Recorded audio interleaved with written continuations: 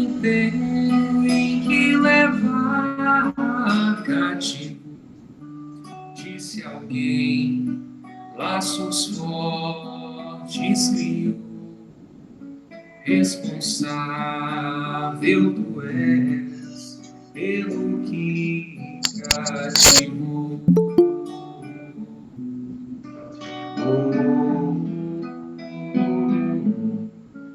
Num deserto tão só, entre homens de bem, vou tentar cativar, viver perto de alguém. Vou tentar cativar, viver perto de alguém.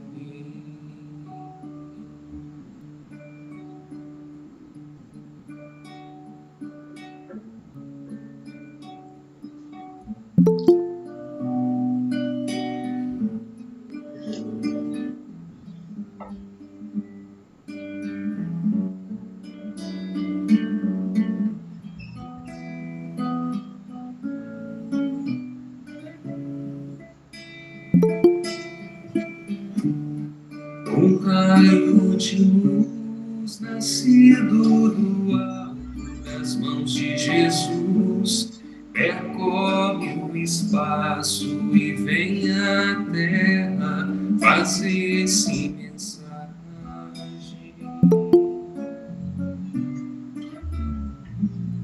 Que se encerra a beleza e a imagem, o ensinamento do Evangelho,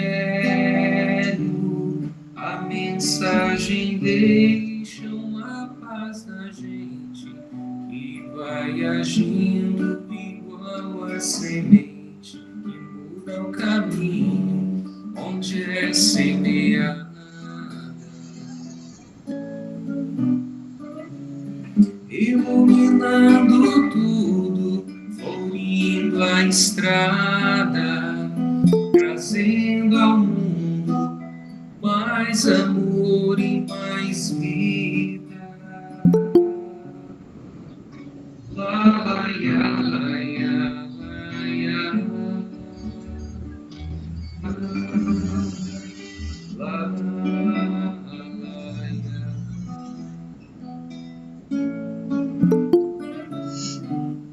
A mensagem deixa uma paz na gente que vai agindo igual a semente, muda o caminho onde é semeada.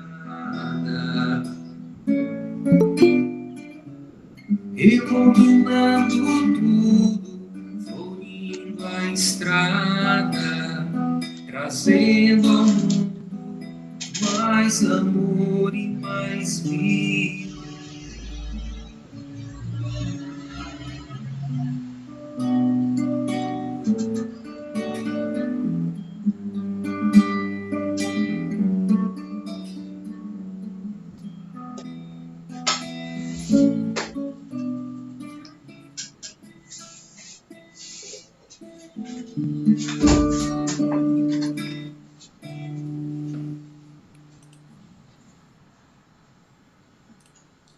Pode ir até às 10h30, né, Fernanda? Cantando?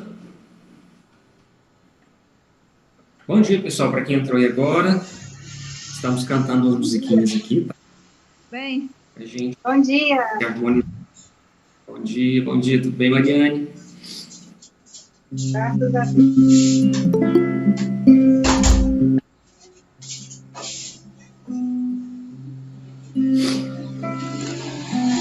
Seja como uma raiz, firme um ideal, siga o seu destino. Ame a quem puder amar,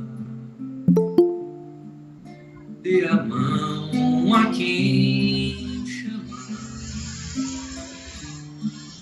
tire a pedra de você e veja o sol nascer. Pare e faça uma canção, abra o coração que lhe ajudará. Veja como é linda a flor, sinta o cheiro do amor, seja irmão do seu irmão. Cristo é o nosso pão. Ser fundo do mais fundo ser, o desejo do mais débil ser, ter a paz que finge ter, o mais puro e inocente ser. Ter alguém que pinte o sol, que acorde as manhãs, todas as manhãs, pelo artista que criou, e amar como ele amou.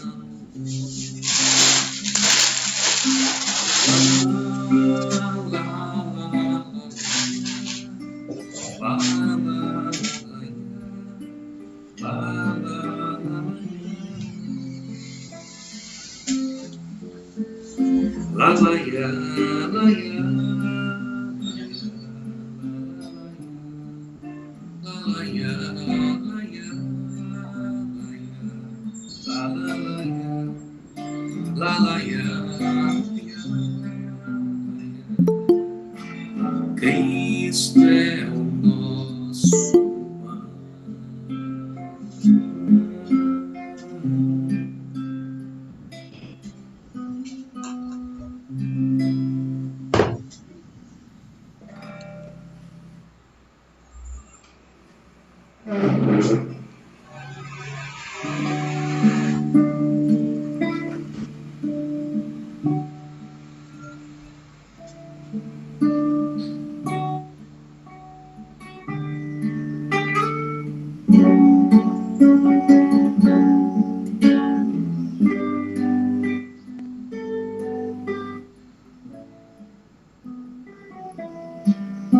Jesus, nos teus braços eu posso ter a luz e seguindo os teus passos eu sei que nos conduz pelo caminho que nos leva até o nosso Pai. Jesus, nos dê a mão e nos ensina a caminhar.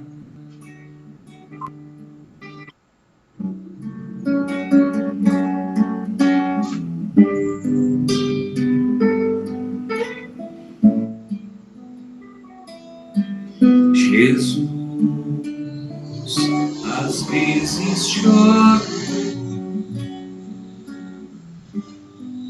ele pego a duvidar da paz que nos prometeste. Quando soubermos amar, mas mestre, mesmo junto às quedas, eu posso te encontrar. Jesus, nos dê a mão e nos ensina a caminhar.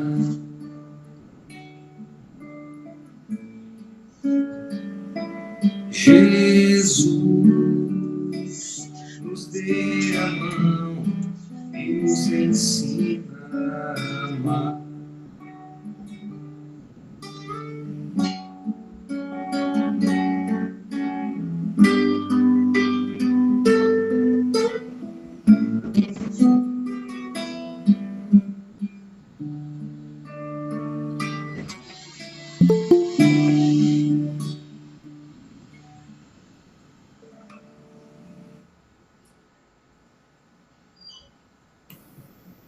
Mais um, Fernando. Canta mais um, Ludmila, aí depois da música a gente entra. Tá bom.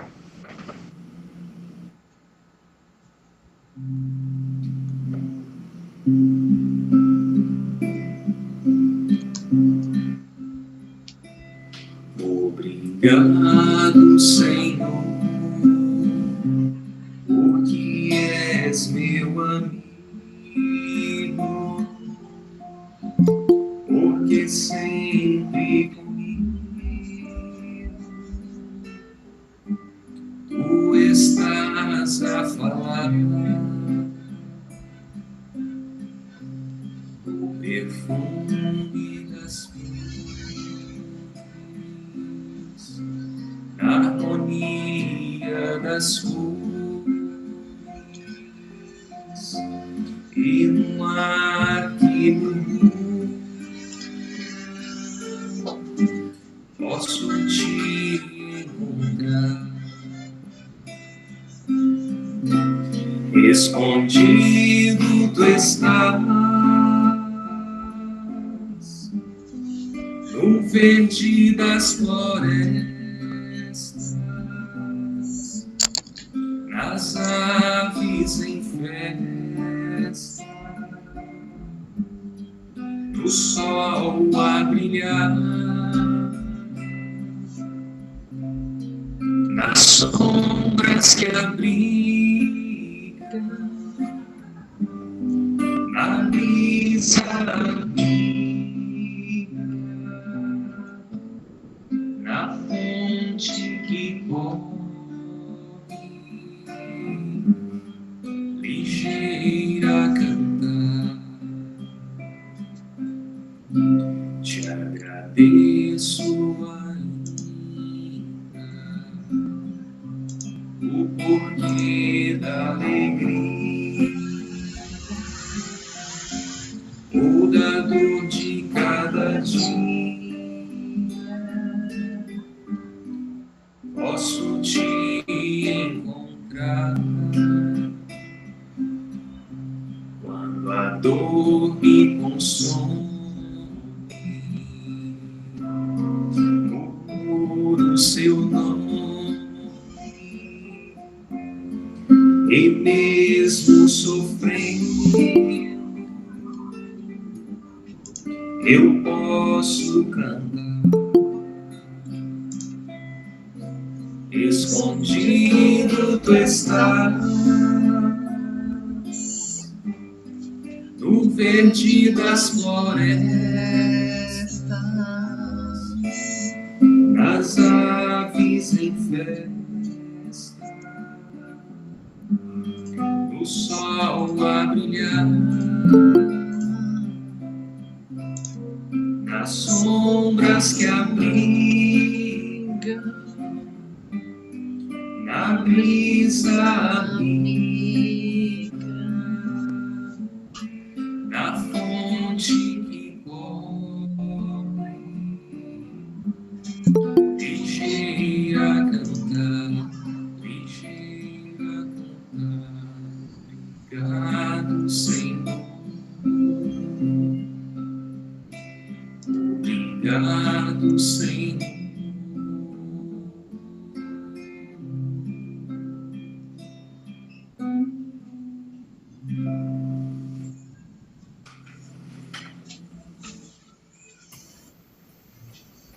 Bom dia a todos, meu nome é Fernanda, é uma alegria muito grande nessa manhã de sábado estarmos aqui todos juntos, famílias, né, evangelizadores, pais, mães, tios, né, enfim, todos são responsáveis pela evangelização das nossas crianças. Eu vou convidar a tia Adriana para fazer a leitura do evangelho, depois eu faço a prece e a gente inicia, tá bom? Bom dia a todos. Capítulo 27. Pedi e obtereis. A eficácia da prece.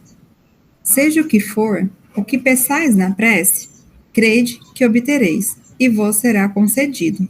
São Marcos, capítulo 11, versículo 24.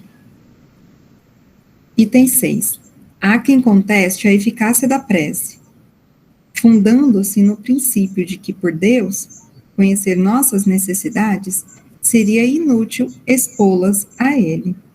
Acrescentam ainda que, como tudo se encadeia no universo, conforme as leis eternas, nossas preces não podem alterar os decretos de Deus. Sem dúvida, há leis naturais imutáveis, que Deus não pode revogar, conforme o capricho de cada um. Mas, daí a crer que todas as circunstâncias da vida estão submetidas à fatalidade, a distância é grande. Se assim fosse, o ser humano nada mais seria que um instrumento passivo, sem livre-arbítrio e sem iniciativa. Nessa hipótese, só lhe restaria curvar a fronte diante do golpe dos eventos, sem procurar evitá-los. Não seria lícito procurar esquivar-se dos perigos. Se Deus lhe concedeu inteligência e discernimento, foi para deles se servir, assim como deu a vontade para querer e a atividade para ser ativo. Sendo livre para agir, em um sentido ou em outro, os atos do ser humano acarretam, para si e para os demais, consequências subordinadas tanto ao que faz quanto ao que deixa de fazer. Por sua iniciativa, há eventos que escapam forçosamente à fatalidade e que não destroem a harmonia das leis universais, assim como o avanço ou o atraso dos ponteiros do relógio não perturba a lei do movimento que rege seu mecanismo. Deus pode, portanto, atender certos pedidos sem revogar a imutabilidade das leis que regem o conjunto, subordinada sempre essa anuência à sua vontade. Que assim seja. Que assim seja. Meus irmãos, vou convidar a todos a fechar os olhos neste momento e colocar na nossa mente uma imagem muito bonita de uma manhã de sábado, Jesus nos convidando à beira de um lago, toda a família se reúne, senta, tem alguns lugares com areia, alguns lugares com uma graminha bem fresquinha, crianças sentam, os pais sentam, e nosso Mestre Jesus está de pé, colocando as suas mãos, estendendo a luz, para entrar no lar de cada um das nossas crianças, para entrar nos nossos corações com a palavra, com a importância da prece, com a importância do Evangelho no lar, ensinando a cada um de nós, como pais, como evangelizadores, a importância do estudo, a importância desse momento de prece em família, em comunhão com Jesus, com a espiritualidade. Não é somente aqui no plano material esse encontro da família de hoje. Se estende para um plano muito maior, um plano da espiritualidade, mostrando àqueles entes que vão renascer a importância da implantação do Evangelho no lar, semanalmente na casa de cada um. E Jesus está aqui para nos orientar, nos esclarecer e falar que quando pedimos, Ele sempre está conosco e sempre auxilia-nos nas nossas decisões, nas nossas orientações com a família, com as nossas crianças. Obrigado, Mestre, pelo apoio, por estar sempre conosco, nos fortalecendo, para que possamos tornar a família um lugar de união, de paz, de amor, e que possamos desenvolver esse projeto de viver em família e estenda para cada familiar, para cada vizinho, para cada um que está necessitando do seu amparo, da sua proteção. Esteja sempre conosco hoje, sempre, que assim seja. Bom dia a todos que chegaram. Como sabemos, para quem não sabe, nosso projeto da infância é todo último sábado do mês. Nós fazemos uma aula especial para as crianças pelo YouTube. E logo depois das aulas das crianças, nós fazemos uma aula especial, um momento, né, um encontro da família com os pais, com aquelas pessoas que são responsáveis na evangelização das crianças nos lares. Já que não podemos estar presencialmente, então esse encontro é um fortalecimento para que a evangelização aconteça no lar de cada um. Então, é uma alegria muito grande e a gente sente essa força, essa energia. Eu sinto, eu não sei se vocês sentem, mas eu sinto bastante essa união em cada encontro de sábado, né? Esse fortalecimento de estarmos juntos, né? Tentando implantar a evangelização nos lares, né? E principalmente, como a tia Lude falou na aula hoje de manhã, nos corações de cada um de nós, não só das crianças, mas nós como pais também. Então, hoje foi um dia muito especial, porque nós convidamos o José Henrique. É um pai, assim, de 2 crianças maravilhosas, e ele tem toda uma didática, uma dinâmica muito interessante de trabalhar o culto no lar com os filhos, com os sobrinhos, né? Então, assim, ele tem muita dica e muita orientação para passar para a gente. José Henrique faz parte do Instituto do Esclarecimento e Família, ele dá aula para adultos, já foi coordenação de juventude, então, assim, ele tem muita bagagem e vamos aproveitar ele, fazer nossas perguntas, tirar nossas dúvidas, e no final a gente volta, né, e abre para perguntas, mas quem já quiser, durante a palestra, colocar no chat alguma pergunta, e no final o José Henrique vai responder, tá bom? É com você, José. Obrigado, Fernanda. Pessoal, bom dia a todos. Uma alegria grande a gente se reencontrar mais uma vez. Tantas pessoas que a gente tem um carinho imenso que estão aqui nessa sala, né? A gente fica feliz, agradecidos pelo convite, tá, Fernanda, toda a equipe aí da infância. Hoje nós tivemos, agora há pouco, uma aulinha toda especial preparada pela minha irmã querida, Ludmila, né? Que ela falou sobre a parábola do semeador. E quando nós falamos de culto no lar, nós entendemos que semear o culto no lar é um ato de semear. É um ato de semear para a nossa família, para a construção do fortalecimento dos nossos laços familiares entre nós, entre os nossos filhos, entre aquelas pessoas que convivem conosco. Mas antes de falar especificamente do culto do Evangelho no lar, que é uma ferramenta que Jesus nos ensinou, uma ferramenta que Jesus nos trouxe para que nós pudéssemos tê-lo conosco dentro do nosso lar, nós gostaríamos de trazer algumas reflexões a respeito da nossa convivência no lar. Porque, às vezes, até nós mesmos que nos consideramos espíritas cristãos, às vezes a gente pensa assim, não, eu vou no centro 1 vez, 2 vezes na semana, e eu acho que tá bom. Ou mesmo dentro de outros credos religiosos, né, as pessoas falam assim, não, eu vou na igreja no domingo, ou vou na igreja um dia, e pronto, minha casa está protegida. E a doutrina espírita nos esclarece, essa doutrina consoladora que quando nós oramos em família, nós trazemos uma proteção grandiosa para a nossa vivência familiar. E a própria doutrina espírita nos demonstra isso de maneira muito profunda, mostrando para nós quais são esses relacionamentos que nós temos dentro do nosso lar. Através do entendimento da imortalidade da alma, do processo reencarnatório, das nossas relações enquanto espíritos imortais, que vem, remonta de vários anos, décadas, talvez séculos passados, representa e demonstra para nós o que é a nossa realidade familiar hoje. Então é importante nós falarmos sobre isso, porque dentro do lar é o primeiro local, é o primeiro ambiente em que nós temos a oportunidade de exercer uma lei universal trazida por Kardec no Livro dos Espíritos. A terceira parte do Livro dos Espíritos, intitulado Leis Morais, Kardec faz questionamentos e obtém respostas acerca de leis que são leis que regem todo o universo. Então, quando nós pegamos lá na terceira parte do Livro dos Espíritos, o capítulo que fala sobre a lei de igualdade, a lei de liberdade, a lei de justiça, amor e caridade, todas essas leis são leis que regem o universo.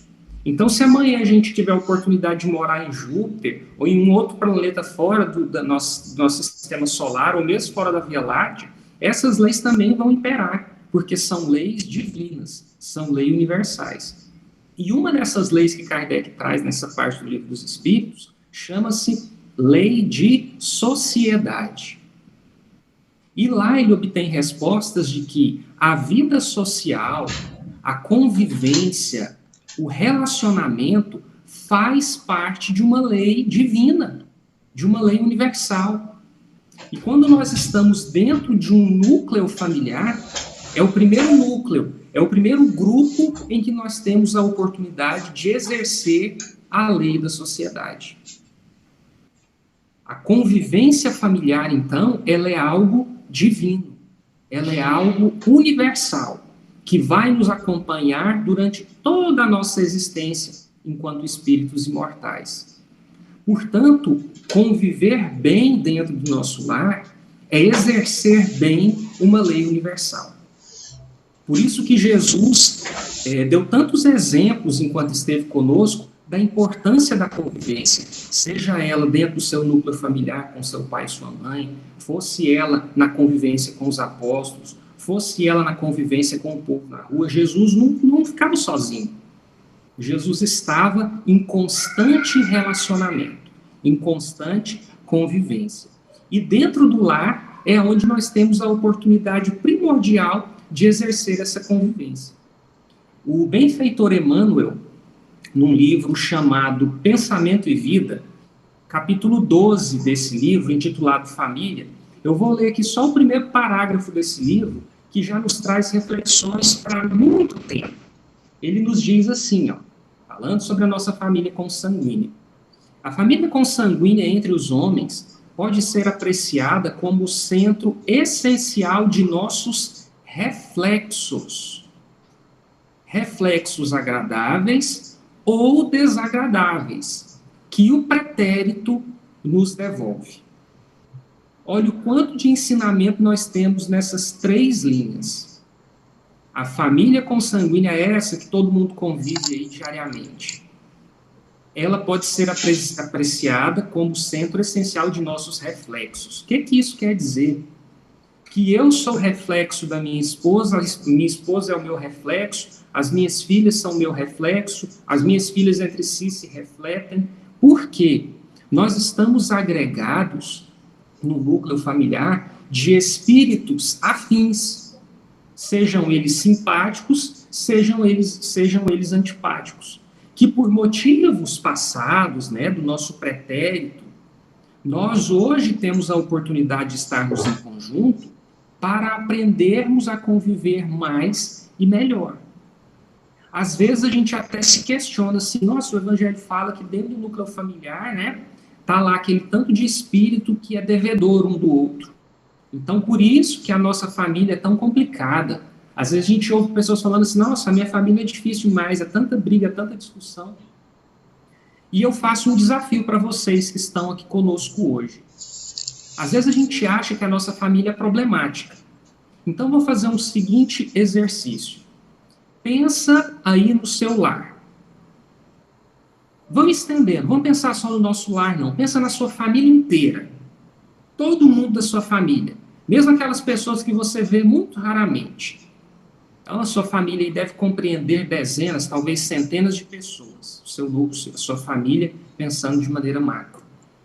Pensa aí nas pessoas dessa sua convivência familiar. Quantas delas você odeia ou ainda quantas você tem uma leve antipatia? E conta quantas são. Faça o mesmo exercício pensando nas pessoas que você ama ou mesmo aquelas que você tem uma leve simpatia. E faz um cálculo e coloca numa balança. Qual lado que vai pesar mais? O lado das pessoas que você não gosta ou o lado das pessoas que você gosta? Eu acredito que o lado das pessoas que a gente gosta pesou mais. Ou tem alguém aí que o lado de que não gosta pesou mais? Isso é um exercício, pessoal, que nos demonstra o quanto Deus é misericordioso para conosco. Porque Ele coloca na nossa família, em sua maior parte, espíritos simpáticos. O Evangelho nos diz que o núcleo familiar é formado por um grupo de espíritos vinculados de alguma forma e que são, em sua maioria, espíritos antipáticos ou espíritos simpáticos, mas que, em sua maioria, são espíritos simpáticos. Está lá no Evangelho. E esse exercício nos demonstra isso. Por mais que nós, de repente, merecíamos estar convivendo com pessoas que nós tivemos problemas no passado, Deus é tão misericordioso que Ele coloca no nosso lar espíritos simpáticos, pessoas com as quais nós temos bons relacionamentos, pessoas com as quais nós amamos, nós temos profundo sentimento. Agora, é claro, sempre vai ter um ou outro que a gente vai ter uns desafios maiores. Isso é natural devido às nossas próprias imperfeições, aos nossos próprios defeitos. O problema é que, na maioria das vezes, a gente tem o péssimo hábito de massificar, né, esses relacionamentos ruins. Então, às vezes, na sua família tem 2, 3 pessoas que você não tem um bom relacionamento. Aí a gente generaliza, fala assim, não, minha família não presta. Ninguém na minha família é bom. E a gente esquece que a gente tem 50 pessoas com as quais nós temos bons relacionamentos. Então, primeira coisa, sejamos gratos a Deus pela família que nós temos. Mas em virtude disso, nós devemos buscar, dentro do nosso núcleo familiar, trazer Jesus para conviver conosco. Emmanuel, mais uma vez, agora no livro Consolador, ele nos fala que esse núcleo familiar, agora trazendo mais, né, para esse núcleo pequeno, essas pessoas com as quais a gente convive, o lar, ele vai nos dizer que o lar é a melhor escola de preparação das almas reencarnadas na Terra, onde a criatura deve receber as bases do sentimento e do caráter. Então, às vezes, a gente fica perguntando assim, sobretudo nós que temos filhos, né? Nossa, qual que é a melhor escola para mim pôr meu filho? Né? Será que é a escola A, a escola B, a escola C? E Emmanuel nos orienta. A melhor escola de preparação das almas encarnadas na Terra é o lar. Nós podemos matricular nossos filhos na melhor escola do mundo.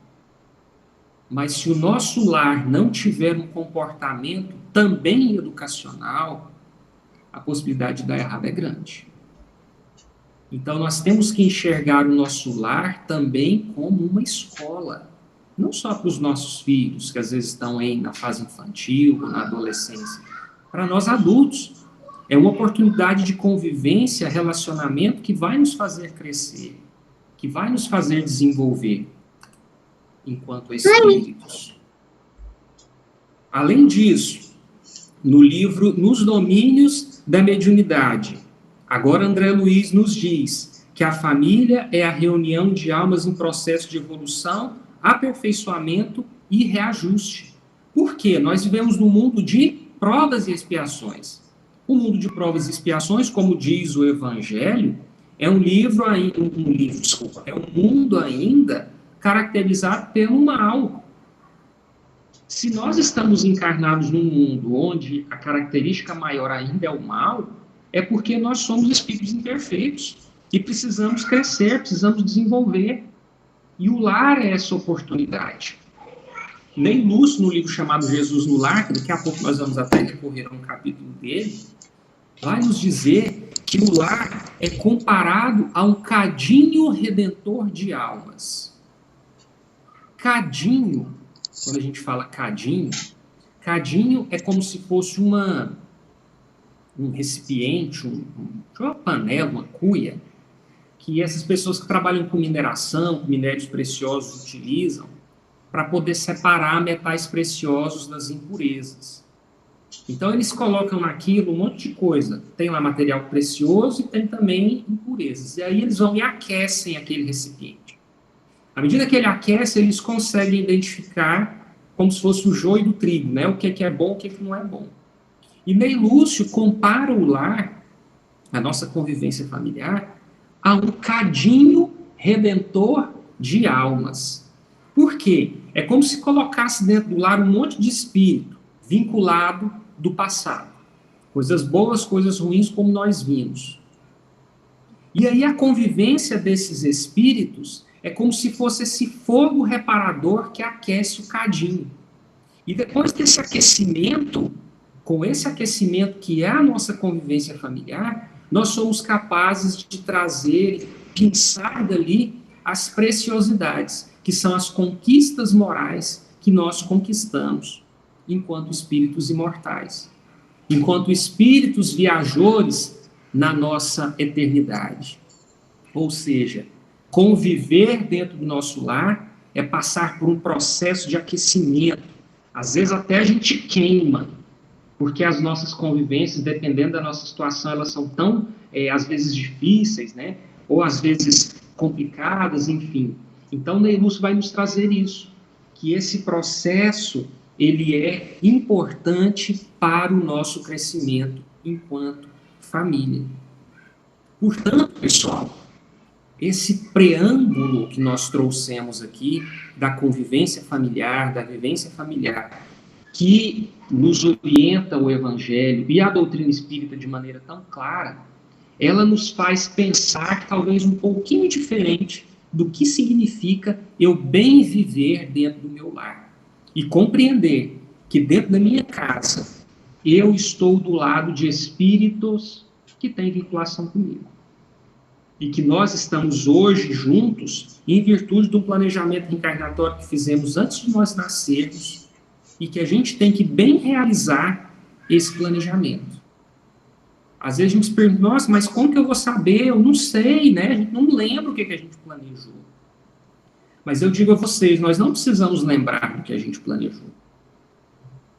Se nós tivermos como guia e exemplo Jesus e vivenciar o que Jesus ensinou, vocês podem ter certeza, nós podemos ter certeza absoluta que nós estaremos cumprindo com o nosso planejamento encarnatório.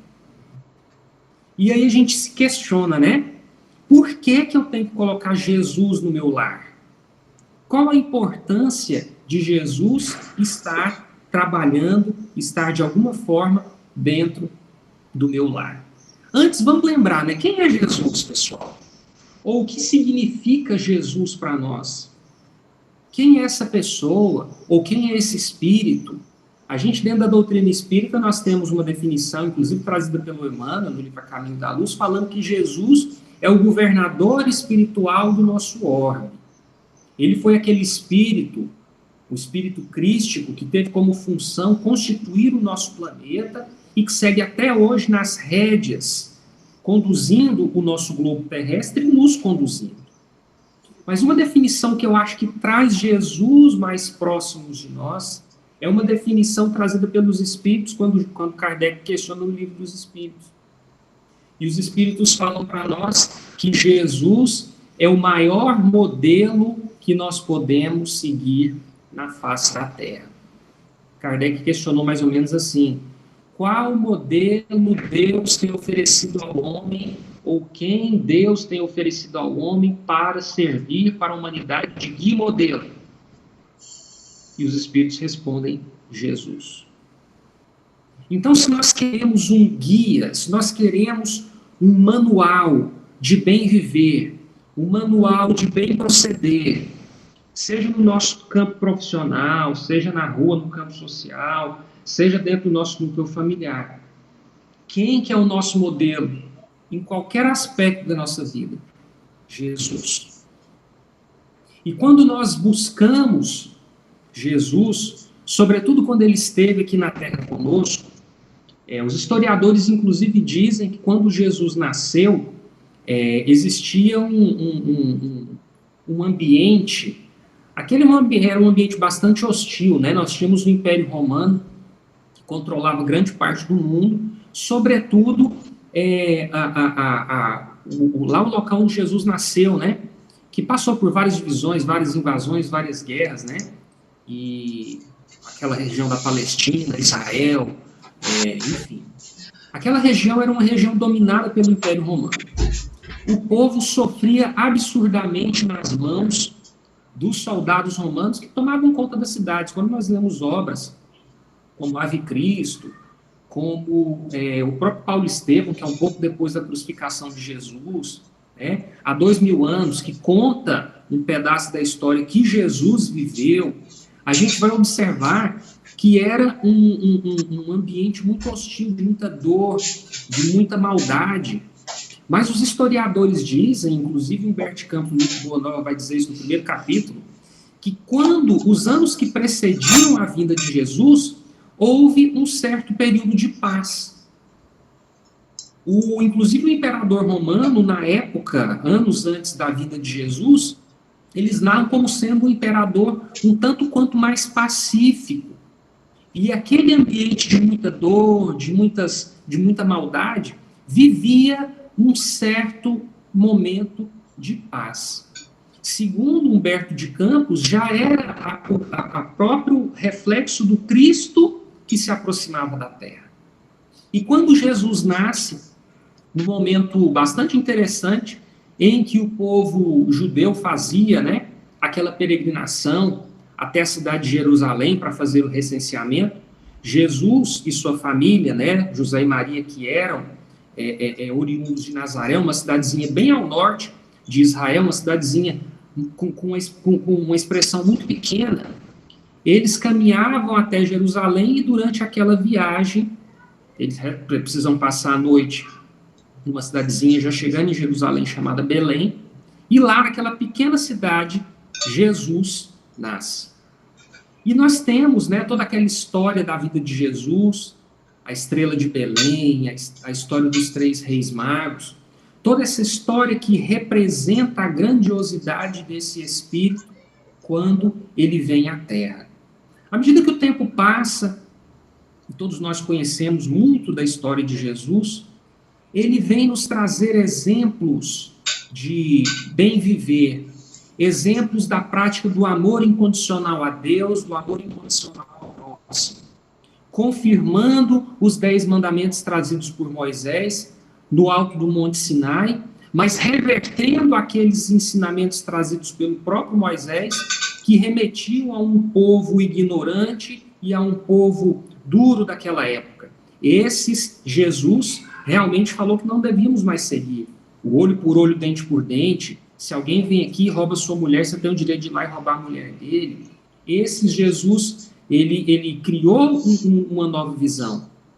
Enquanto Moisés falava para que, se alguém vem aqui e rouba seu burro, você tem direito de ir lá e roubar o burro dele, Jesus dizia, olha, se alguém te bater na face direita, apresentar-lhe também a outra.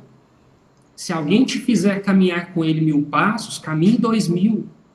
Então Jesus traz um ensinamento de mansuetude, um ensinamento de humildade, que passa então a fazer parte daqueles que passam a segui-lo. Os primeiros cristãos, como nós vamos ver em várias obras, que foram mortos por seguir o Cristo, em momento nenhum se mostravam pessoas revoltadas. Eram pessoas que aceitavam, que compreendiam. E Jesus, num desses ensinamentos, já no momento em que se aproximava a sua crucificação, ele um dia se encontrava na casa de Simão Pedro. E lá nos narra o Espírito Ney Lúcio, no livro Jesus no Lar, que estavam lá Jesus, Simão Pedro, a esposa dele, alguns dos apóstolos, e Ney Lúcio fala que a conversa estava caminhando para assuntos que não tinham muita importância, assuntos irrelevantes, assuntos que talvez até trariam consequências negativas. E Jesus, então, pede um silêncio e faz alguns questionamentos a Simão. Eu vou ler aqui na íntegra, pedir licença para vocês, que realmente é uma passagem muito bela trazida por Ney Lúcio. Ele diz assim, Jesus questionando a Simão. Simão, que faz o pescador quando se dirige para o mercado com os frutos de cada dia? O apóstolo pensou alguns minutos e respondeu hesitante. Mestre, naturalmente escolhemos os peixes melhores. Ninguém compra os resíduos da pesca. O apóstolo pensou alguns momentos, e ninguém compra os resíduos da pesca. Jesus sorriu e perguntou novamente: e o oleiro, que faz para atender a tarefa que se propõe? Certamente, Senhor, redarguiu o pescador intrigado. Modela o barro, imprimindo-lhe a forma que deseja. O amigo celeste, de olhar compassivo e fulgurante, insistiu: e como procede o carpinteiro para alcançar o trabalho que pretende? O interlocutor, muito simples, informou sem vacilar: lavrará a madeira, usará a enxó e o serrote, o martelo e o formão. De outro modo, não aperfeiçoará a pedra bruta, a peça bruta. Calou-se Jesus por alguns instantes e aduziu: assim também é o lar diante do mundo. O berço doméstico é a primeira escola e o primeiro templo da alma. A casa do homem é a legítima exportadora de caracteres para a vida comum. Se o negociante seleciona a mercadoria, se o marceneiro não consegue fazer um barco sem afeiçoar a madeira aos seus propósitos, como esperar uma comunidade segura e tranquila sem que o lar se aperfeiçoe? A paz do mundo começa sob as telhas a que nos alimemos. Se não aprendemos a viver em paz entre quatro paredes, como aguardar a harmonia das nações?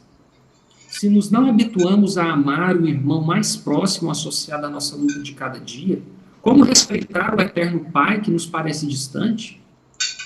Jesus relanceou o olhar pela sala modesta, fez pequeno intervalo e continuou: Pedro, acendamos aqui, em torno de quantos nos procuram a assistência fraterna, uma claridade nova.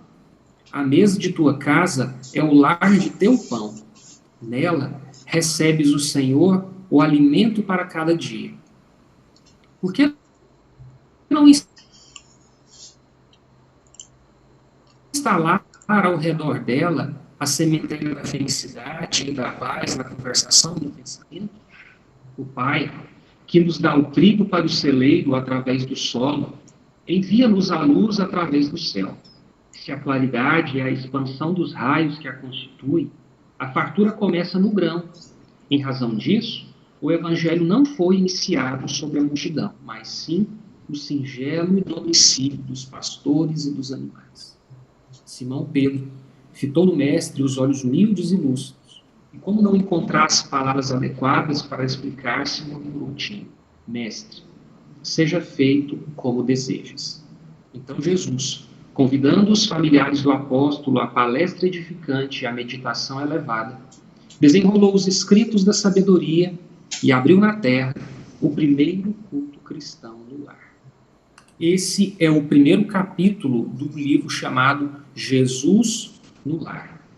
E nesse primeiro capítulo, Ney Lúcio nos traz o dia em que Jesus fundou o primeiro culto do Evangelho no lar, na casa de Simão Pedro, nos trazendo a reflexão da importância, da grandeza de nós nos reunirmos em família e convidarmos Jesus para estar conosco. Isso é o culto do Evangelho no lar. É a ferramenta que Jesus nos deu para que nós abríssemos as portas da nossa casa para que Jesus estivesse conosco. Estarmos dentro da igreja, estarmos dentro do centro espírita é fundamental para nós. Mas nós trazermos o Cristo para dentro do nosso lar é tão importante quanto. Porque aí sim nós estaremos trazendo o Evangelho, os ensinamentos de Jesus, e estaremos fortalecendo a nossa convivência familiar, baseado no que Jesus nos ensinou. Ok, pessoal? Eu vou compartilhar com vocês aqui agora uma apresentaçãozinha que é um guia para que nós possamos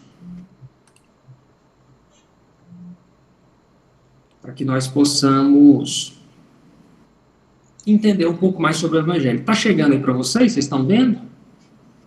Sim. Tá, né? Beleza. Ok. Entendido, então, a importância da nossa convivência familiar, o que representa para nós os vínculos de família, compreendido que Jesus é o nosso guia e modelo para o nosso bem viver. Quando nós falamos que somos cristãos, nós não estamos simplesmente falando que nós seguimos uma religião. Ser cristão é uma forma de vida. E essa busca de Jesus é nós vivenciarmos essa forma de vida que ele nos ensinou.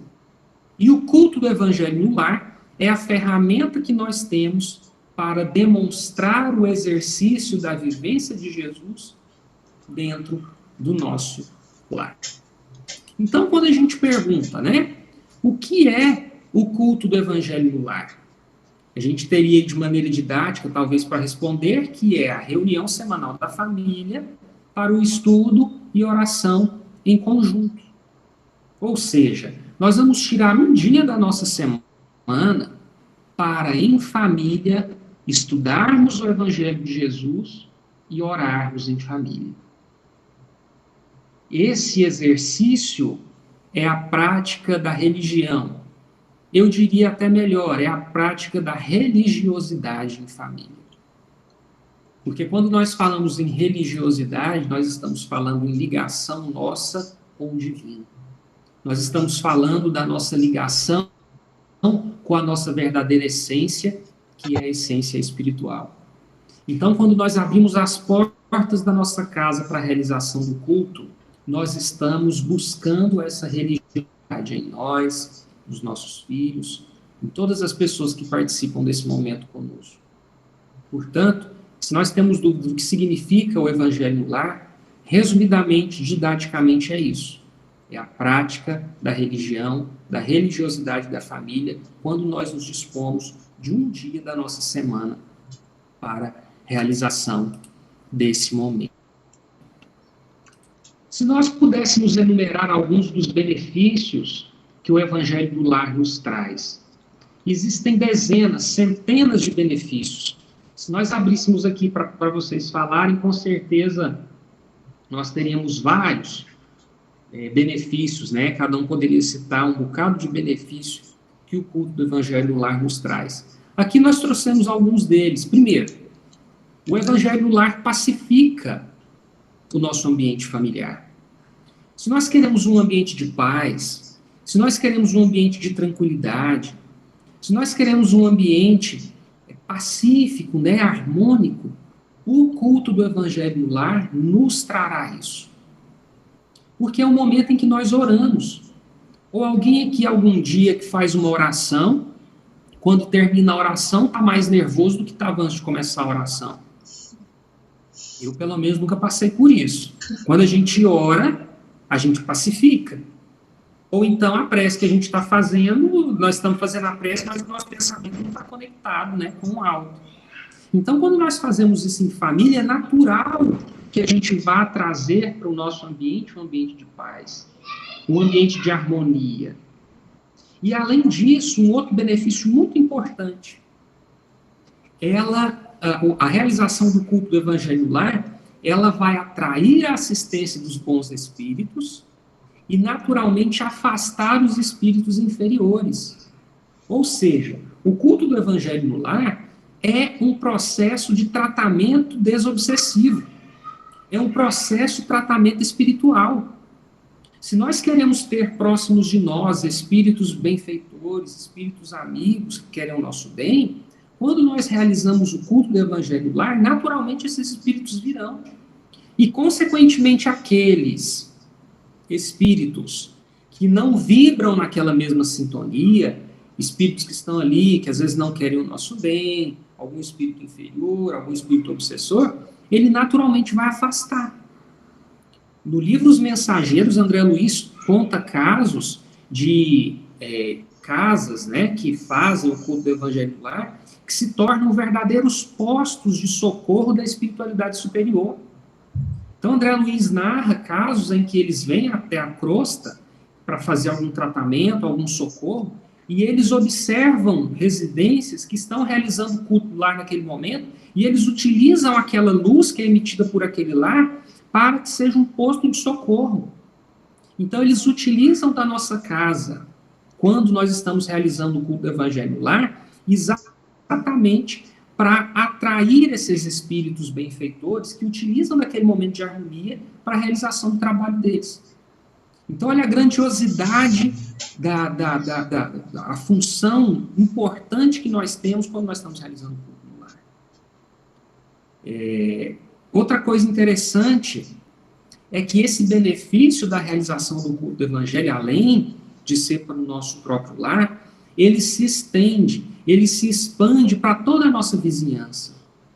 Então, quando eu oro na minha casa, podemos ter certeza que aquela luz ali recebida, que todas aquelas bênçãos que nós recebemos ali, toda aquela energia que é produzida, ela se expande para o nosso lar e expande-se também para os nossos vizinhos. Se eu moro num apartamento, vai para o vizinho de cima, para o vizinho de baixo. Se eu moro numa casa, vai para os vizinhos dos lados, enfim. É uma harmonia, cria-se uma segurança espiritual em torno do nosso lar. E eu acredito que todos nós queremos isso. Todos nós pedimos nas nossas orações proteção espiritual, não é assim?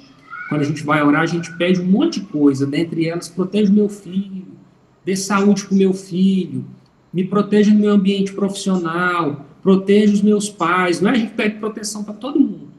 E quando a gente tem o hábito de fazer o culto no lar, essa proteção ela se fortalece cada vez mais. É muito importante todos esses benefícios. Bem, e quem pode participar do culto do Evangelho no lar? Será que é só quem é membro da nossa família? Não. Às vezes nós temos na nossa casa pessoas que não fazem parte do nosso núcleo familiar, mas que às vezes eventualmente vai estar ali no horário do culto. Então essas pessoas também devem participar conosco, devem ser convidadas, né? É muito importante uma pessoa que adentra o nosso lar, ela já sentir esse ambiente, né? Nós proporcionarmos um ambiente de harmonia dentro do nosso lar e convidar todos a participarem. Quanto às crianças, né? Às vezes a gente tem muitas dúvidas, né? Antes de falar das crianças, né? A gente precisa respeitar os que não querem participar, porque às vezes tem às vezes até um membro da família ou uma pessoa que está ali naquele momento que a gente convida, a pessoa fala, não, eu prefiro não participar. Temos que respeitar. Cada um tem o seu entendimento, cada um está num momento, né? Agora, a gente também não pode, e é até uma opinião pessoal, né? Deixar de convidar, né? Que o convite, ele é sempre válido, né? Vai que um dia essa pessoa que não participa com você fala, não, tá bom, hoje eu vou participar com você, né? E respeita. Pessoal, vocês estão me ouvindo ainda? Sim. Sim. O que aconteceu? A minha energia aqui em casa acabou. Então, eu estou pelo celular, então a gente vai só pelo celular por enquanto, tá? De repente, a energia daqui a pouco volta. Ainda bem que eu estou conectado tanto pelo celular quanto pelo computador. Mas vamos seguindo, então. José, tá ótimo, Então, pode continuar. Aqui eu tô vendo direitinho, tá tudo ok. Tô adorando. Obrigada. tá, só sumiu aí a transparência, né, Ellen? Não, tá aqui. Aparecendo. Tá tudo ok, tô vendo Tá. tudo. Tá ótimo. Então vamos ver se passa, então. Então, a gente compreende que as pessoas que às vezes não querem participar, cada um tem seu momento, né? Cada um tem o seu entendimento, mas é importante que nós compreendamos que o convite deve sempre acontecer. Agora, a gente entende que criança, igual está escrito aí, né? As crianças devem ser motivadas. Beleza, motivadas, mas uma criança de 4 anos, 5 anos, 7 anos, 10 anos, fala assim, não quero participar do curso. Eu falo, tá bom, meu filho, então não precisa participar, não. Aí é outra história, né? Porque o Evangelho nos orienta que nós somos os responsáveis pela educação dos nossos filhos. sejam elas no âmbito moral, sejam elas no âmbito intelectual. E chega determinado momento que as nossas crianças, os nossos filhos, eles vão realmente seguir o seu caminho. Mas até chegar esse momento, nós temos que conduzi-las, nós temos que ampará-las. E a realização do culto, então, ela é algo importante. Ela é algo que, para nós, para essas crianças, elas vão acontecer de uma maneira ou outra. Mudou aí para vocês o slide? Saiu, na Agora verdade. saiu. Saiu, né? A energia está voltando aqui. Daqui a pouco eu consigo colocar o slide de novo. Aí, às vezes, as pessoas perguntam, mas, gente, fazer com que as crianças se sintam à vontade durante o culto do Evangelho Lar é tão difícil, porque a criança, né, às vezes, não participa, enfim. Nós, enquanto pais, enquanto temos crianças, eu, por exemplo, eu tenho 2 meninas, uma de 7 e uma de 10. Quando elas eram ainda mais novas, ainda hoje são desafios, né? Quanto mais novo, os desafios são maiores. Se nós quisermos que crianças participem conosco do culto do Evangelho Lar, mas se a gente fizer um culto voltado para o adulto, esse culto não vai ser nada agradável para a criança. Então, se eu vou realizar um culto no lar, eu, minha esposa e minhas 2 filhas, que são crianças, e eu vou querer simplesmente fazer uma oração no início, pegar um trecho do Evangelho, ler, comentar, pronto, fizemos a prece de encerramento, acabou. Isso não vai ser nada agradável para as crianças. Então, quando nós temos crianças no lar, o culto no lar, ele deve ser algo que vá preencher essa criança e tem que ser algo voltado para a criança. Porque senão, a gente acaba não fazendo com que o culto não seja algo que seja agradável para elas. E hoje nós temos dentro da literatura espírita uma série de obras que facilitam o nosso entendimento e vão ir de encontro ao que as crianças buscam. Tá certo? Voltou a apresentação aí, pessoal? Voltou. Beleza. Nós vamos mostrar para vocês agora algumas coleções de alguns livros que eu particularmente uso aqui em casa. Então, por exemplo, vou fazer o culto aqui em casa, eu não faço a leitura do Evangelho normal. Eu utilizo algumas obras que existem hoje dentro da literatura espírita que proporcionam isso. Por exemplo, essa aí é uma coleção que traz o Evangelho segundo o Espiritismo e o Livro dos Espíritos, tá certo? É uma coleção interessante de uma editora chamada Mundo Maior. E são, não sei se vocês vão conseguir ver aqui, ó. Tá dando para ver mais ou menos, né? Vocês estão vendo que ela é uma coleção bastante colorida, tá certo? Os textos são pequenos, então facilita muito o trabalho com as crianças. Então, via de regra, eu utilizo esse tipo de obra.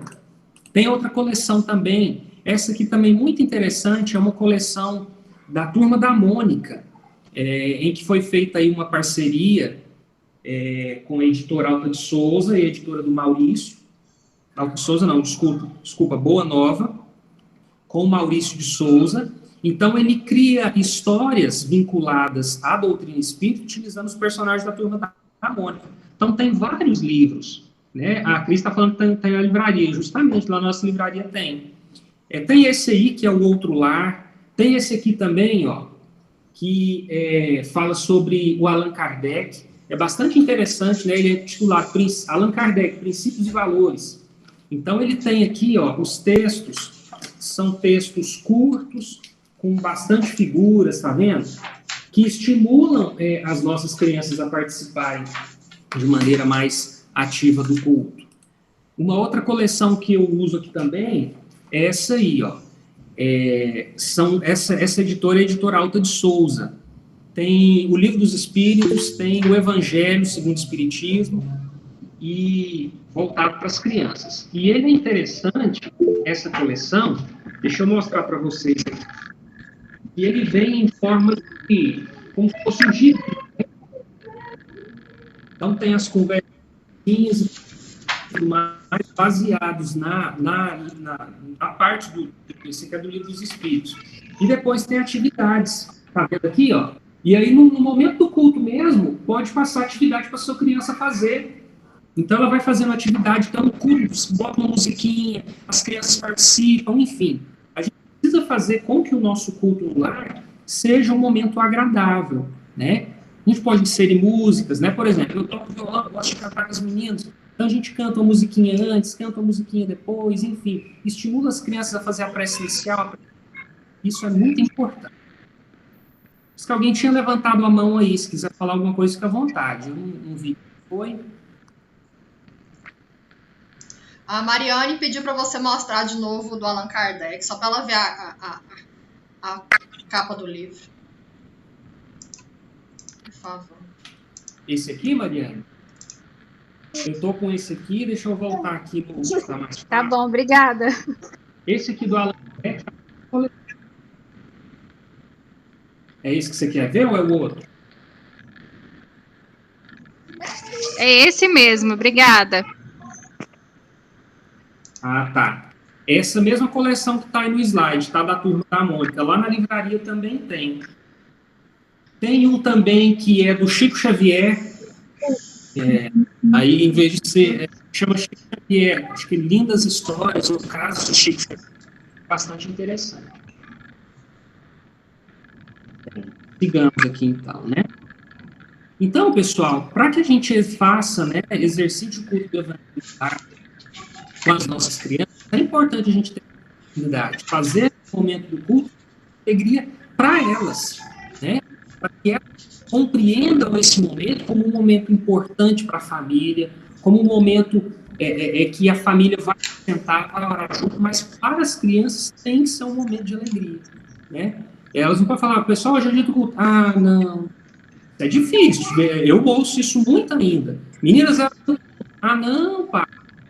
Mas à medida que a gente realiza o culto, vai sendo algo divertido, vai sendo algo bacana, né? Então, isso é fundamental.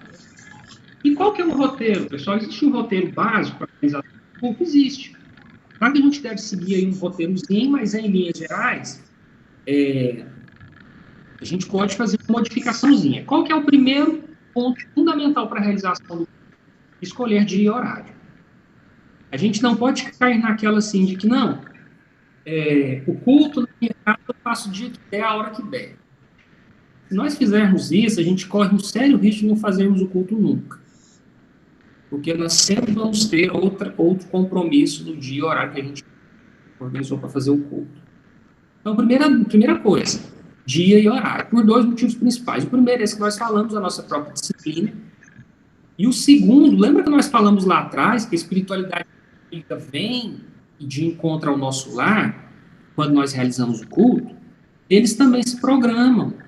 Então, quando a gente determina um dia e um horário, a própria espiritualidade, espíritos superiores que nos acompanham, eles também se programam para naquele dia e naquele horário estarem conosco. Então, o primeiro ponto do roteiro, definir dia e horário. Segundo ponto, colocar água para fluidificar. Por quê? A água, pessoal, nós sabemos, isso inclusive já foi demonstrado por experiência, que ela realmente tem uma modificação nas suas moléculas quando a gente emite pensamentos positivos, quando nós solicitamos que essa água seja verdadeiramente transformada em medicamento. E isso acontece. Então, colocar água para fluidificar, pedir nas nossas orações que aquela água seja realmente transformada, é importante. E aí nós temos esse roteirozinho, né? Se quiser cantar uma musiquinha antes, pode cantar, ou não, eu não toco violão nem canto. Pode pôr uma musiquinha para tocar, uma musiquinha, pode, não tem problema, vai já harmonizar. Leituras evangélicas, essas obras que nós podem ser usadas, não, para o evangelho leituras evangélicas que nos remetem, sobretudo, aos ensinamentos de Jesus, tá ok? E a energia que acabou de novo, daqui a pouco vai sumir aí, tá um problema aqui hoje. Leituras evangélicas.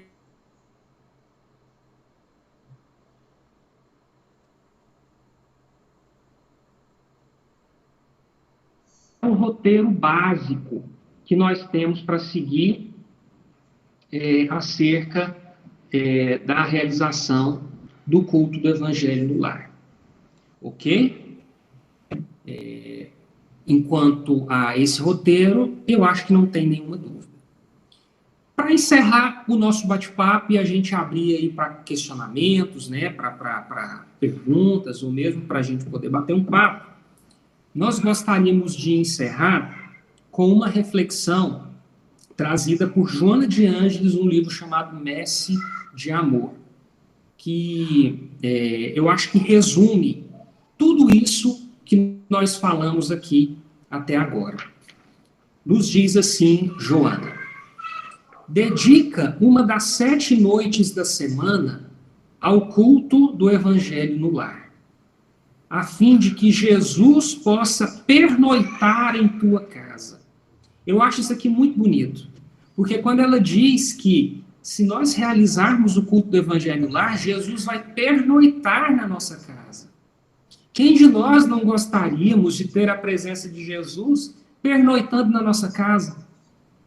E Joana de Ângeles nos orienta que quando nós realizamos o culto do Evangelho no lar, além de abrir as portas para que Jesus adentre o nosso lar, nós abrimos um leito na nossa casa para que Jesus possa pernoitar. Ela continua dizendo: prepara a mesa, coloca água pura, abre o Evangelho, distende a mensagem da fé, enlaça a família e ora. Jesus virá em visita. Quando o lar se converte em santuário, o crime se recolhe ao museu. Quando a família ora, Jesus se demora em casa. Quando os corações se unem nos liames da fé, o equilíbrio oferta bênçãos de consolo e a saúde derrama vinho de paz para todos. Joana de Ângeles, Messe de Amor. Portanto, pessoal, o exercício do culto do Evangelho no lar traz uma imensidade de benefícios para a nossa convivência familiar. Queremos ter uma boa convivência, queremos exercer essa convivência familiar de maneira harmoniosa, de maneira a cumprirmos com o nosso planejamento reencarnatório, de maneira a acertarmos débitos que porventura trouxemos do passado. Queremos isso se queremos uma ferramenta fundamental, o exercício do culto do Evangelho no lar. Que possamos fazer isso com harmonia, com paz, com disciplina dentro dos nossos lares. Certamente, nós estaremos protegidos, estaremos seguindo com o nosso cronograma reencarnatório de maneira satisfatória, pelo menos no cumprimento dos nossos deveres no nosso lar, com a nossa família. Que Jesus nos abençoe, nos intua, nos fortaleça, nos ampare. Nós mais uma vez agradecemos o convite e nos colocamos à disposição, tá? Não só hoje, mas a qualquer momento que a gente puder colaborar de alguma forma, tá bom? Obrigado, pessoal. Zé Henrique, nós só temos a agradecer. Esse tema é um tema, assim, super importante. Não só nesse momento que nós vivemos, mas para todos os momentos. A gente realmente precisa dar essa importância à nossa família, trazer Jesus para o nosso lar. Muito obrigada por todas as reflexões que você nos trouxe. Gratidão, em nome da infância. Se alguém tiver alguma pergunta, eu não sei se ele caiu, não tô vendo ele, mas ele deve voltar. Ou a região, né, que a Fernanda mora, Ludmila, e eles moram próximos, né, Fernanda? Tá tendo um problema, mas Tá caindo energia toda hora aqui. Eu até tô no celular aqui, porque tá caindo toda hora. Aí ele... Verdade. Gente, eu tô aqui no corredor. Pois é, a Vanilda também mora aqui. Nós queremos avisar, enquanto o José volta, que nós estamos gravando. Oi, José. Tá bem que a gente tem os plano B, né? Tem o celular, dados, assim. A gente vai. Coisa boa que você voltou. Eu não sei se você escutou eu falar. Ele tá ajeitando ali, vamos aguardar. Pois é.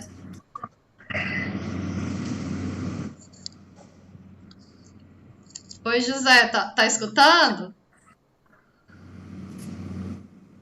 Então, pessoal, enquanto ele ajeita, nós temos que agradecer muito vocês também pela participação. Se vocês tiverem algum questionamento, pode abrir a câmera, o microfone, quiserem fazer alguma reflexão. Esse momento Diane. agora... Oi, Ellen. Oi, tudo bem? Eu não vou abrir a câmera, não, gente, que eu tô tão descabelada. Ninguém merece. Fica tranquilo. Mas eu quero pegar emprestado uma palavra dos nossos irmãos evangélicos, né? Eu quero dar um testemunho aqui. Em relação ao horário que o José falou, né? Eu faço meu culto lar há muitos anos na segunda-feira à noite, que é um dia mais difícil da gente sair. É um dia que assim, tem menos convites para passeios, aniversários, visitar familiares. Então, segunda, geralmente, a gente está em casa, né? Então, eu já fazia na minha casa, quando eu estava solteira, na casa do meu pai, na segunda-feira à noite, e hoje eu faço na minha casa com meu esposo e a Helena também na segunda-feira.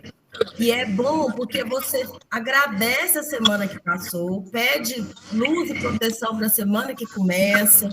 A gente faz um apanhado dos aniversários, dos nascimentos, dos falecimentos que aconteceram naquela semana. Então, assim, é um momento como é que eu vou dizer? De você organizar a sua semana, para iniciar ela bem, fechar a semana anterior, né, agradecendo o que aconteceu, e iniciar a nova, né? Então, é um dia muito, muito bom para mim, assim, é o que deu certo, né? Salvo exceções, assim, quando a gente viajava no carnaval, né, que a gente vai para a chácara, aí a segunda-feira a gente está lá. Mas aí a gente faz lá, né, onde a gente está, ou então, se não puder, né, a gente deixa a equipe espiritual vindo na nossa casa e entrega, né? Mas quase nunca, né, gente? Assim, a gente tem eventos na segunda. É um dia muito, muito interessante para fazer. É um dia que dá certo, sabe? Assim, visita, quase ninguém te visita na segunda-feira à noite, né? Então, assim, é um dia bom, né? Adorei a palestra, viu, gente? Muito obrigada. Nós que agradecemos. José, voltou? Tudo certo? Deu uma estabilizada agora? Acho que deu. Vocês estão me ouvindo bem?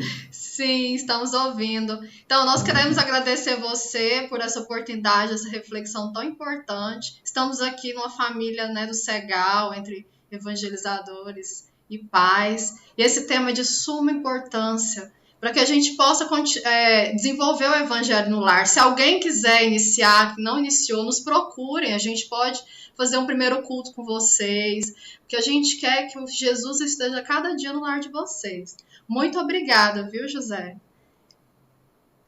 Alguém tem alguma pergunta, quer falar? Esse momento é nosso, pessoal. Vocês podem falar, o José está aqui à nossa disposição. Como a Fernanda falou, ele tem muita prática com as filhas.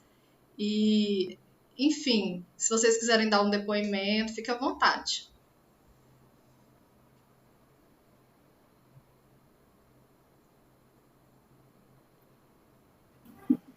Os cultos na casa do Zé Henrique aqui são um evento, viu, gente? Todo mundo gosta. As crianças adoram ir para lá. É maravilhoso, é muito lindo.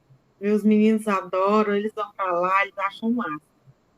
Então, é muito gratificante, assim, muito bonito de ver assim, o jeito, né, que eles preparam, ele, a Ângela, né, o movimento que faz, né? Então, fica muito leve, muito, muito bonito, muito alegre, né? As crianças participam.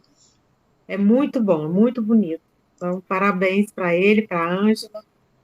E E é um exemplo mesmo para a gente seguir. Então, agora eu fiquei com vontade de participar de um culto virtual na casa do Zé. Zé, sabia que a gente tem um projeto na turma dos bebês e criança até 4 anos, do culto no lar? É toda sexta, a última sexta do mês. Então, a gente junta as famílias e a gente faz um culto ali com as famílias. Ah, a gente vai convidar você, ou então um sábado, para você, Ângela, preparar um culto para ser a prática desse encontro. O que vocês acham, pessoal? Muito bom, eu acho muito legal. Maravilhoso.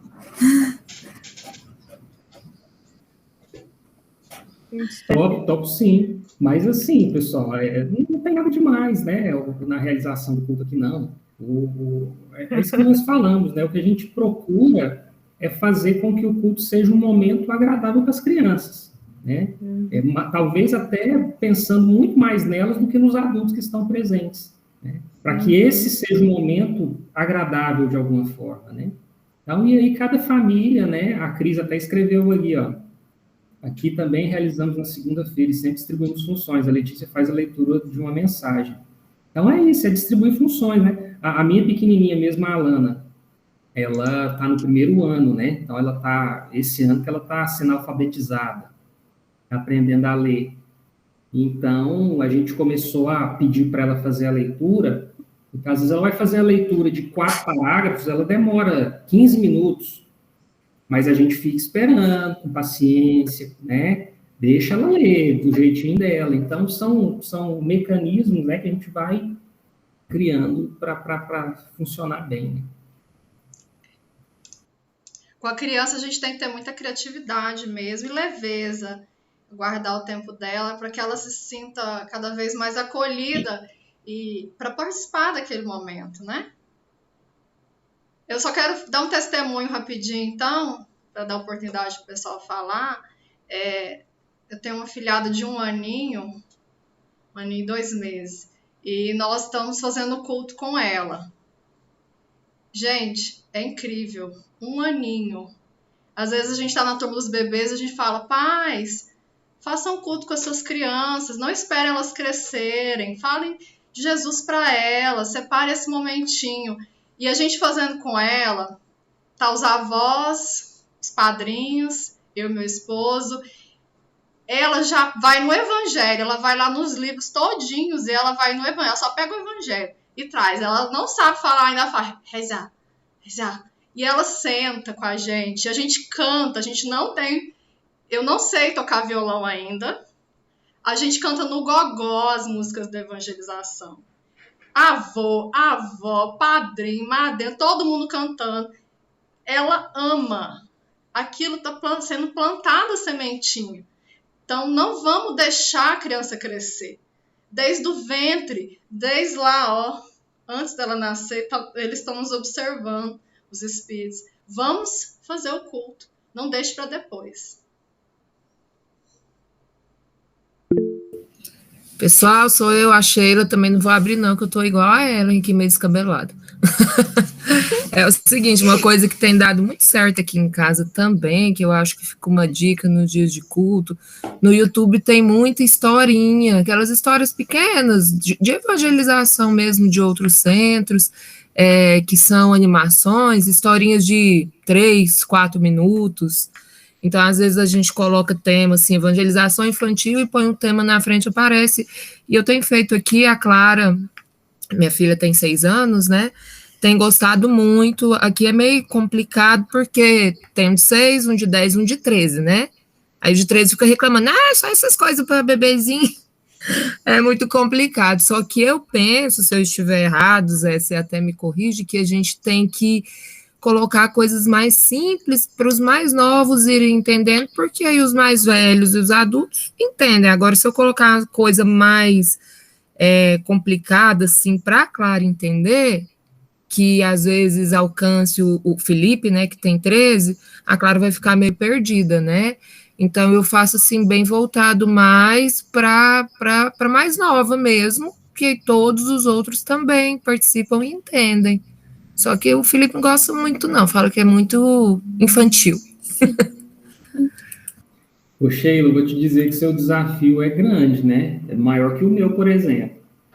Porque tem que realizar um culto, né, para uma criancinha de 6 e um que tem 12, 13, realmente é difícil.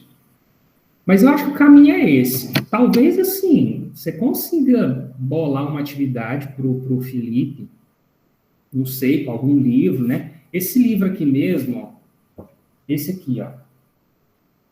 Esse que é da editora Alta de Souza. Ele, eu acho que encaixa para pré-adolescente, porque ele traz lições. Esse aqui é do Livro dos Espíritos, por exemplo. Tem do Evangelho, enfim. E ele tem atividade, sabe? Que eu acho que dá. Não sei, às vezes você testa alguma coisa nesse sentido também, do Felipe, enquanto a Clarinha está vendo o videozinho, às vezes ele está fazendo uma atividade, não sei, ou lendo outra coisa, enfim, né? Aí acho que varia muito aí da disponibilidade sua para estar organizando. Eu vou procurar. O caminho é mais importante. Desse aí eu não tenho não, mas eu vou procurar adquirir desse aí, vou tentar abranger ele também. Obrigada, Zé. Beleza. A Angélica levantou a mão. Eu tenho uma dica para a Sheila também. Sheila, tem esse livrinho aqui, ó, que o Zé Henrique deu também, para o Matheus, falando aos jovens. Aí, uma semana você pode botar um videozinho para a Clarinha, mas uma semana coloca o livro e pede para o Felipe ler o livro, a historinha que tem em cada capítulo. São historinhas curtas, e aí a Clarinha às vezes vai montando aquela imagem da historinha na cabeça dela. Então você inclui o Felipe também no culto. Entendi, mesclar, né? Uma semana faz mais voltado para uns, outro para outro, certo? Vou comprar desse então. Olá, bom dia. Bom, queria dar meu depoimento aqui também. Aqui em casa foi um desafio fazer evangelho no lar, porque temos diferentes religiões aqui, né? No caso, eu já sou espírita já há alguns anos e meu esposo se diz evangélico, né? Mas que quase não vai na igreja, né? E aí era um desafio, né? Porque eu queria fazer evangelho com o nosso Evangelho segundo o Espiritismo, e ele, não, e esse livro aí e tal? Quero fazer com esse livro, o que é isso? Aí eu explicava, não, você pega a sua Bíblia e eu pego o Evangelho, né? Sem problema. Porque tudo que está, digamos assim, na Bíblia, tem no Evangelho, né? A gente abria lá, por exemplo, São Mateus, aí vai lá no Evangelho também tem, na Bíblia também tem. A gente ia seguindo, ó, segue aí na Bíblia e vamos lendo. E aos pouquinhos foi colocando, né, na cabeça dele, foi fazendo. Um faz oração inicial, o outro faz, né, a leitura, para revezar. E com a criança foi um pouquinho difícil, porque eu tenho um filho que é hiperativo, então ele não fica sentado, né, não consegue concentrar. E aí, com as orientações dos médios, tudo foi falando, ó, deixa a criança, firma o pé no chão, porque às vezes, justamente, os amiguinhos já vêm, fica perto dele ali para atrapalhar mesmo, né, para provocar aquela baguncinha ali e desestabilizar o lar, né. E aí eles falaram, ó, firma o pé no chão, continua o evangelho e deixa ele à vontade, deixa ele pegar um brinquedo na sala, e assim a gente foi fazendo, né, até que ele conseguiu sentar, né, e concentrar, e ele pegava os livrinhos pequenos, tipo Bíblia, Novo Testamento, porque ele gosta de livrinho pequeno, tipo essas historinhas também aqui bíblicas, né, e aos pouquinhos ele foi sentando e concentrando, aí até que eu fiz o curso do ESD, né, do Segal, e eles orientaram, a gente trabalhou esse tema de Evangelho no Lar, né? E aí eles explicaram justamente isso que vocês falaram, que é voltado para a criança, né? A gente tem que fazer uma forma para trazer a criança, né? O interesse dela. Até que aí eles falaram dessa coleção da Turma da Mônica, né? Aí eu comprei para ele. Foi um ótimo presente, ele amou. É o melhor presente que a gente pode dar para os nossos filhos, né? E fazia também com essas biblinhas infantis, abria uma parte que ele adora abrir. Falou, ó, fecha o olho, concentra e abre, né? E, assim, eles adoram. E aí, hoje, a gente já consegue fazer. O meu próprio esposo, que não tinha o hábito de fazer, hoje ele fala, e aí, vamos fazer evangelho? Você tem que trabalhar, vamos fazer? Então, assim, aos pouquinhos vai unindo a família e criando esse ambiente, né? E o importante é isso, é marcar o dia, o horário, coloca do celular para despertar, que às vezes você pode esquecer, né, na correria do dia a dia, colocar para despertar. E outra coisa que eu queria comentar é dessa questão que a Ariane falou da sementinha, que eu trabalho com evangelização infantil também, em outra casa espírita. E meu filho, por ser hiperativo, então eu deixava ele jogando uns joguinhos e ia falando com as outras crianças, né, maiores, trabalhando evangelização, porque lá é só eu de evangelizador, então são várias crianças na mesma sala. E aí, agora, depois de muitos anos, a gente foi comentar, por exemplo, um assunto, e ele falou, mas você já falou isso na evangelização. Eu falei, uai, você estava ouvindo? Você prestou atenção? Ele falou, estava prestando atenção. Então, a gente acha que as crianças não estão prestando atenção, que tá ali jogando joguinho, mas eles estão prestando atenção em tudo. Então, você já tá plantando a sementinha. Aí, hoje eu já faço evangelização online com eles lá também, e hoje meu filho já ajuda a fazer as orações inicial, final. Então, assim, aos pouquinhos tem que ir plantando a sementinha, porque lá na frente a gente vê a diferença, né? Já melhorou muito o comportamento, com tratamento aqui no Segal também, né? Então, assim, vai harmonizando lá e a criança também. É muito importante fazer. Só isso. Muito bacana, muito obrigada pelo seu depoimento, Angélica. A Adriana levantou a mão também. Pode falar, Adriana. Eu ia falar aqui também, aqui em casa do culto, para ajudar e dar uma dica para Sheila, mas aí a colega aí já falou, né, muita coisa. Era isso, porque às vezes a gente impõe, né, o evangelho funciona assim, assim, assim, e às vezes se você conversa com seus filhos, na conversa você consegue criar um ambiente melhor. Aqui em casa eu tive também essa dificuldade, porque eu tenho uma filha de 20 e uma de 5. São 15 anos de diferença. Então, assim, no meu caso aqui, conversei com a minha filha mais velha e ela achou melhor que tivesse um outro momento para o culto dela, porque ela também não gostava muito do infantil, porque ela não era mais criança. Então, que nem aqui no meu caso, eu fazia 2, né? Então, um voltado para a criança, bem infantilzinho, e um outro momento com a minha outra filha.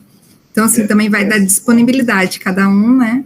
E culto foi curto, assim. Então, eu fazia o infantil, que durava uns 15, 20 minutos, também não precisa ser uma coisa muito longa.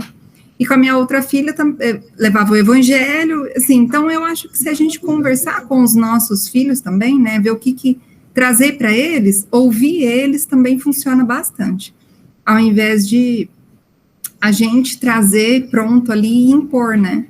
Acho que é interessante a gente ouvir deles também, né, o que eles acham e o que eles queriam, né, que fosse o momento ali do culto, para agradar a família toda. Era isso, assim. Bacana. Muito bacana. Obrigada, Adriana. A Ludmila Caetano, tá lá em Portugal, gente. Tá aqui com a gente acompanhando, né, Lud? Pode falar. Espera aí um pouquinho, é porque eu tive que levar o Arthur ao banheiro, vou só dar descarga ali e já volto. Tá, então eu vou passar a palavra para a Ellen, outra depois eu volto para você. Ellen levantou a mão também. Abrir a câmera aqui, vocês não assustam não, esses tapes é por conta da fome, ela colocou para mim, por conta da paralisia que eu tive. Eu abri para vocês verem esse livro aqui, ó. Tá vendo? Ainda há esperança, dá para ver? Conseguiram? Dá. Sim. Esse livro aqui foi uma amiga minha lá da Federação Espírita que me emprestou. Porque há muito tempo eu li Aconteceu na Casa Espírita. Não sei se vocês conhecem esse livro. E esse aqui, Ainda há Esperança, ele fala do ambiente espiritual numa escola. Uma escola de ensino comum. Com adolescentes, essas coisas. Como que é a chegada dos alunos, todos eles vêm acompanhados, às vezes com espíritos... né, ainda em evolução, né? E todas as questões que envolvem uma escola. Como eu sou professora, essa minha amiga me emprestou. Eu acho que é uma dica de livro. Se vocês tiverem interesse, tá? Eu comecei a ler, ainda não terminei, não. Mas parece bem interessante.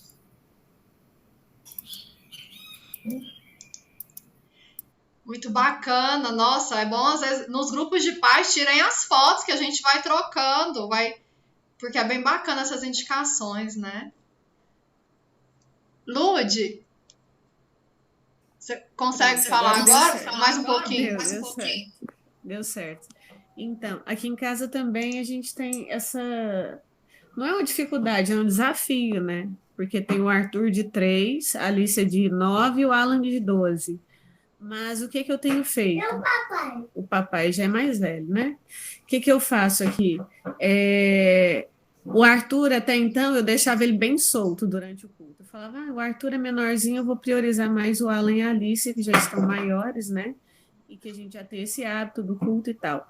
Mas há um ano atrás, mais ou menos, a Ariane fez um comentário na sala dos bebês que eu me situei um pouco. Ela falou assim, olha, se na hora do culto a gente não tiver o hábito, né, de pegar o filho no colo e chamar a atenção dele, mostrar para ele que aquele momento é importante, é o momento da prece, ele tem que fazer silêncio, ele não pode brincar e tal, ele não vai entender. Então, assim, o Arthur, ele já sabe que o horário do culto é um horário que a gente tem que ficar quietinho, tem que escutar, tem que fazer a prece, tem água fluidificada. Então, assim, nesse momento, eu tenho certeza que ele tem absorvido tudo que a gente estuda. E o que eu faço? Eu tento trazer para os meninos, para o Alan e para a Alice que estão no desenvolvimento, as leituras que eles compreendem e faço com eles algumas discussões. Então, assim, como eu não trouxe muitos livros, né? E aqui eu não tenho muito acesso à livraria espírita, porque eu não tenho nenhuma, eu não trabalho especificamente com o Arthur, mas as histórias que os meninos leem, que eu utilizo muito o Alvorada Cristã, eu gosto também muito do Pai Nosso, e a gente intercala. Uma semana é o Evangelho, aí a gente discute, comenta com eles. Na outra semana é o Alvorada Cristã, ou o Pai Nosso, ou essa coleção da Turma da Mônica. E a gente comenta também com eles. E o Arthur, eu tenho certeza que, em espírito, ele já está absorvendo isso também, ele já está compreendendo, né? Por ter 3 anos, eu preferi priorizar mais o Alan e a Alicia e contar com a espiritualidade, né? Que ele esteja absorvendo também. Uma coisa que nós fazemos aqui é que o último culto do mês é responsabilidade dos meninos. Aí eles têm que preparar a água, porque eles já estão grandes, eles já conseguem, eles têm que organizar o livro, organizar a sala, cantar e tocar e assumir as responsabilidades do culto nesse dia. No caso é amanhã, porque meu culto é domingo de manhã, que é o dia que eu acho que para nós é um dia que a gente acorda sem compromisso, assim, de sair cedo de casa e tal, e todos os nossos compromissos nós fazemos depois do almoço, né, que aí já deu tempo de fazer o culto. Mas é isso. E assim, a gente observa o quanto é importante o culto do evangelho no lar. Mesmo os meninos participando da evangelização, porque no culto, eles sempre gostam de colocar alguma situação que ocorre na escola, ou alguma situação que ocorreu durante a semana, né? Alguma desavença entre eles. E é o momento que nós temos para dialogar e orientá-los mesmo, baseado nos ensinamentos do Mestre Jesus. E a gente valoriza muito esse momento aqui. E é isso. Mariane? Nossa, obrigada, Lud, pelo seu depoimento. Estamos encerrando já, nosso horário chegou ao fim. Está muito gostoso esse encontro, as trocas. E o objetivo do Encontro da Família também é esse. Nós refletirmos sobre temas que nos auxiliarão a evangelizar nossos filhos em casa e fazer essas trocas tão ricas, né? Verdade? Pessoal, antes da gente ir para a última música, encerrar, você quer falar também? Eu tenho uma sugestão. Conheci uma empresa que faz jogos espíritas, é lá de Franca, e que ele até sugere usar nos cultos. São jogos curtos, totalmente voltados para o espiritismo. Tem esse aqui, que é um kit Evangelique, são 13 jogos. Tem esse jogo da evolução. São vários jogos que ele tem. Eu já joguei com meu esposo, porque a evangelizadora, que a evangelizadora ama jogar, né? Ama essas coisas. Então eu aconselho também vocês, ele aconselha, a usar também esses jogos durante o culto, em outros momentos, que isso estimula. A gente está estudando a doutrina brincando. Criança, qual que é o serviço da criança? Brincar. Certo? Vamos então, né, José? Você quer falar antes de cantar? Mariane. A Mariane parece que quer falar também. Oi, Mari. Põe na telinha de novo os 2 jogos. Eu tô tirando print. Ah, tá. Eu mando a foto lá também. Alguma coisa. Fernanda falou que vamos adquirir, a livraria vai adquirir. Ele tem inúmeros. Saiu uma nova coleção sobre parábolas, jogos sobre parábolas. Gente, eu fiquei encantada. Nós, adultos, podemos jogar também. É maravilhoso. Agradeço. Obrigada. Nada. Zé. Pessoal, todos esses comentários que vocês fizeram demonstram, assim, que nós temos um roteiro de culto, mas cada família adapta a sua realidade, né? A gente viu aí tanto que é heterogêneo, né? As peculiaridades de cada família. E eu acho que isso que enriquece, né? Isso que enriquece, é a gente saber adaptar, né, para que seja um momento agradável para todos, né? Viu quantos exemplos que vocês deram, né, de obras, agora eu sei de jogo, eu não sabia que tinha esses joguinhos, né? Então, fantástico, né? Livros, tem uma imensidade de livros, só a gente procurar, e eu lembrei de um aqui agora, e eu lembro quando eu era criança, a gente usava esse livro, e eu uso aqui de vez em quando também no culto, que é um livrinho chamado Para o Resto da Vida. É um livrinho antigo, que tem histórias curtas, né? Tem até uma versão agora, que ela é toda colorida, enfim. Então, sugestões nós temos aí aos montes, né? Para a gente fazer o nosso culto no lar. Se não tiver mais nada, então, eu já vou cantar a música para a gente encerrar, pode ser? Deixa eu só ver, a Ludmilla levantou de novo a mão. Lud Caetano, você tá com a mão levantada? Não, foi sem querer, gente. Ah, beleza. Então, vamos encaminhar para o encerramento. O José vai fazer a última música, eu vou fazer a prece. Não sai que nós temos o recado e fotos depois, viu? Pode fazer. Olho em tudo e sempre encontro a ti. Estás no céu, na terra onde fui. Em tudo que me acontece encontro teu amor. Já não se pode mais deixar de crer no seu amor. É impossível não crer em ti, é impossível não te encontrar, é impossível não fazer de ti meu ideal. É impossível não crer em ti, é impossível não te encontrar, é impossível não fazer de ti meu ideal.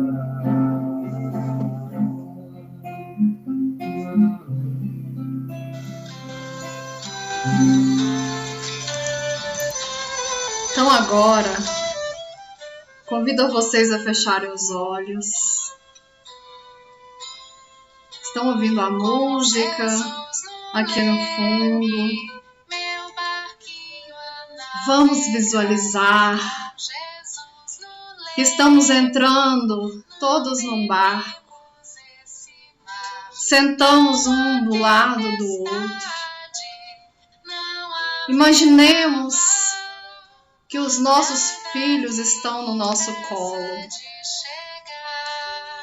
Quem tiver mais de um, imagine todos ali no colo. Abraça os filhos com carinho. Estamos seguindo nesse barco. Às vezes, tem algumas tempestades, a chuva um pouco mais forte, o vento. Às vezes, nosso coração sente um receio das incertezas, das intempéries da vida. Mas no leme desse barco, está Jesus, guiando este barco. Todos nós olhamos para Ele, sentimos uma segurança imensa. E nesse momento, nos voltamos para os nossos filhos e abraçamos eles com muito amor, com muito carinho. Olhamos ao nosso redor, enxergamos que estamos todos ali, cada um com a sua família. E Jesus guiando esse barco. De repente, no nosso colo também aparece o Evangelho. Jesus olha fundo no olho de cada um e diz que o roteiro seguro para a encarnação é o Evangelho que Ele nos deixou. O estudo em família as reflexões em família, a oração em conjunto, no lar. Assim, seguindo esse roteiro, nós sempre estaremos seguros e unidos em coração a Ele e também a nossa família Segalina. Podemos contar uns com os outros. O barco segue com muita tranquilidade e o barco para na praia. Nós descemos com muito cuidado, cada um com a sua família, seus filhos. E entramos numa casinha bem antiga, bem simples, onde iniciou, na casa de Pedro, onde iniciou o primeiro evangelho.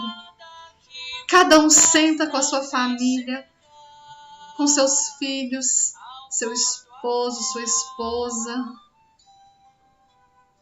Pega o evangelho, segura com carinho, Jesus ali no meio. Chega em cada família, abençoa o seu lar, abençoa o lar de cada um.